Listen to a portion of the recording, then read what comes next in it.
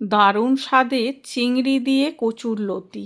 গরম ভাত দিয়ে খেতে দারুণ লাগে। 500 গ্রাম কচুরলতি খোসা ছাড়িয়ে আমি কেটে ধুয়ে নিয়েছি। গ্যাস ওভেনে কড়া বসিয়ে কচুরলতি নুন আর জল দিয়ে সিদ্ধ করে নিয়েছি। 10 মিনিট পর ঢাকনাটা খুলে দেখে নিচ্ছি কচুরলতি সিদ্ধ হয়েছে কিনা। সিদ্ধ হয়ে গেছে, ঝুড়িতে ছেঁকে নিয়েছি। গ্যাস ওভেনে কড়া বসিয়ে একটু বেশি পরিমাণে সর্ষের তেল দিয়ে ফোড়নে দিলাম কালো জিরে আর কাঁচা লঙ্কা।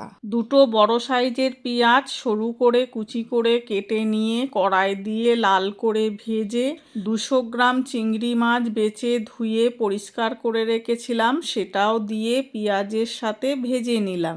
এরপরে দেব লঙ্কা গুঁড়ো, হলুদ গুঁড়ো আর জিরে গুঁড়ো। নুন আর চিনি পরিমাণ মতো দিয়ে দেব। আপনারা না চাইলে চিনিটা না দিতে পারেন। এরপরে দিয়ে দেব সিদ্ধ করে রাখা কচুরলতি। মশলার সাথে ভালো করে মিশিয়ে একটু 5 মিনিটের জন্য ঢাকা চাপা দিয়ে দেব। তেল ছেড়ে গেছে দেখুন, আর কচুরলতিও রেডি হয়ে গেছে।